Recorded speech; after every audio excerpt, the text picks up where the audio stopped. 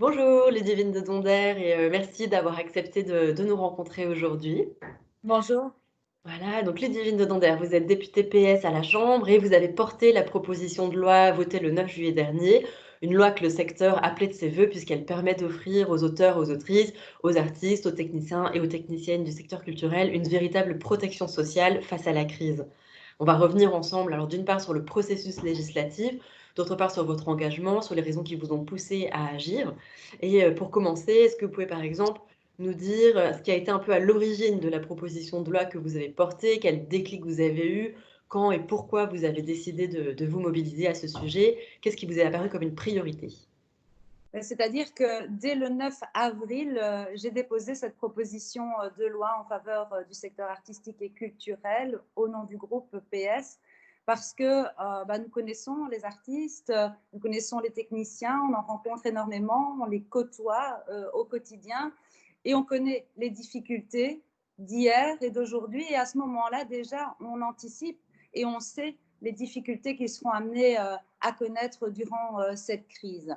Et ce sera un des secteurs les plus durement impactés par la crise. Nous en sommes convaincus et donc on n'attend pas finalement qu'il y ait toute cette médiatisation, on n'attend pas qu'ils crient leur détresse dans la rue ou sur les réseaux sociaux. On dépose cette proposition de loi. Donc ça, on est là le 9 avril. Elle est Donc il y a prise en déjà 3 mois avant le vote. plus de 3 mois, oui. Le 16 avril, elle est prise en considération en urgence en séance plénière et elle est amenée pour la première fois en commission le 21 avril. Et donc j'expose évidemment le texte de loi en étant convaincue de ce que je raconte et qu'il y a une solution à apporter. Et je me rends compte très rapidement que ça ne va pas suivre, en tout cas que ce ne sera pas facile.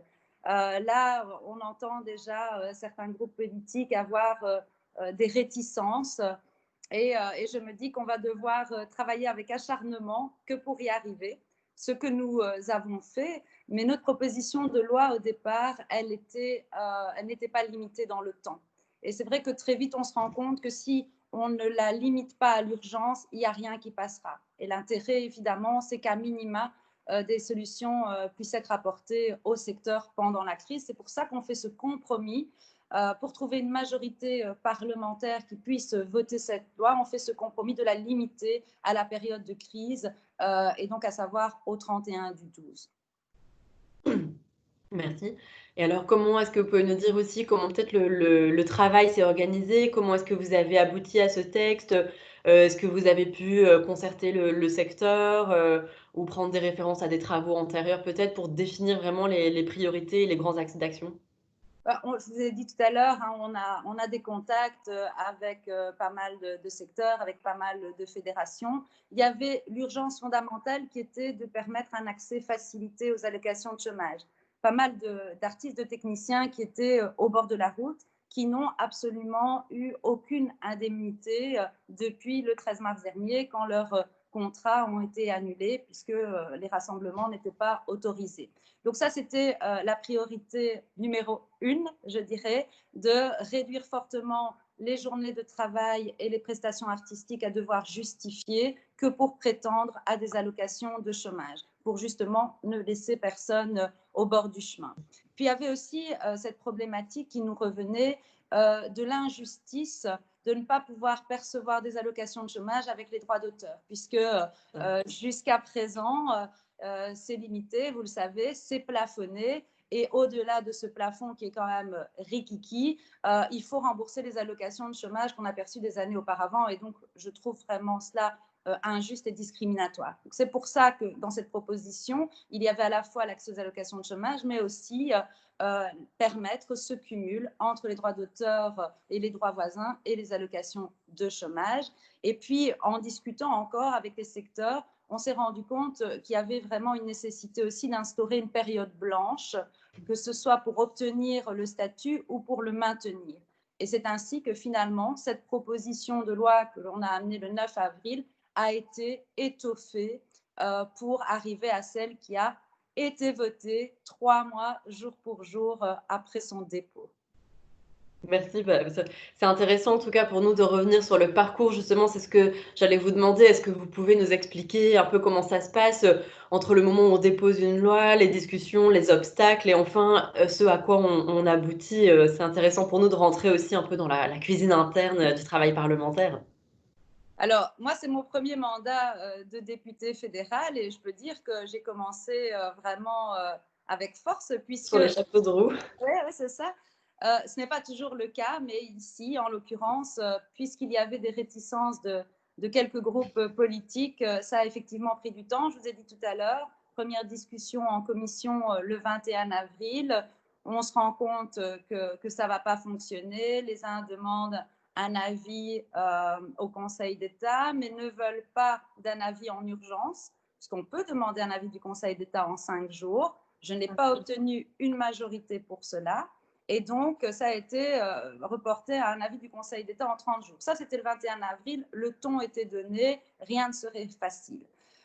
Ensuite, eh bien, nous avons dû aussi nous jouer d'astuces pour justement joindre le texte d'accès aux allocations de chômage au texte cumul pour pouvoir amener une solution globale. Parce que si j'amenais des textes séparément, ben, je pense qu'on sera encore en train de discuter à l'heure actuelle. Donc, il y avait déjà un avis du Conseil d'État qui avait été demandé sur notre proposition de loi. Puis, je vous passe toutes les commissions et on en arrive à cette séance plénière du 18 juin où je pense qu'enfin, ça va pouvoir être voté. Eh bien là, non.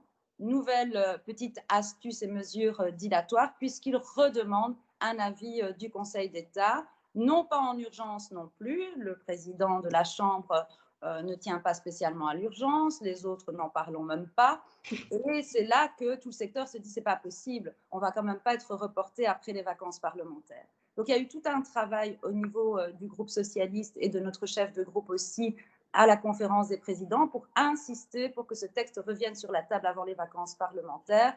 Et c'est ce qui s'est passé la semaine dernière. Et enfin, on a pu voter. Il y a eu cette mobilisation de votre secteur et de tant d'autres. Et ça a fait du bien. Moi, j'ai dit aux personnes qui étaient venues me voir que c'était un vrai plaisir pour moi de me sentir épaulée. Parce que je me suis sentie bien seule pendant de nombreuses semaines à défendre corps et âme avec toute ma motivation et toute ma détermination. Mais ça faisait vraiment du bien d'avoir le secteur. Et vous voyez aussi que quand on est présent via les réseaux sociaux, quand on est présent physiquement, ben, il y en a qui changent un peu les discours. Donc, c'est important vraiment de maintenir la pression.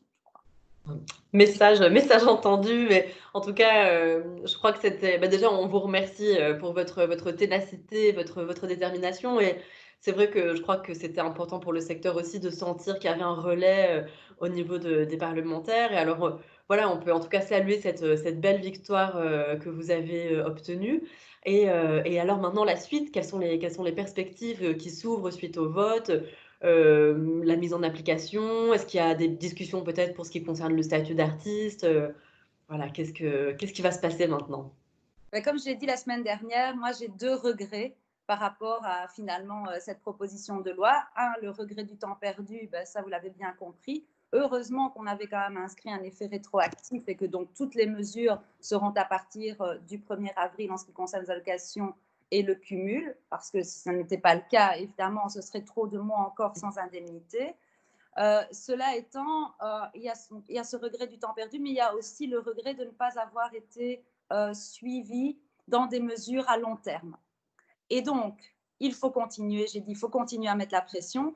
L'objectif est vraiment, dans mon chef, de réformer structurellement le statut d'artiste. Et quand je parle de statut d'artiste, ça concerne les artistes et techniciens, mais tout le monde qui est autour. Hein, j'en ai cité, que ce soit les scénaristes, que ce soit les auteurs, mais aussi les maquilleurs, les ingénieurs son.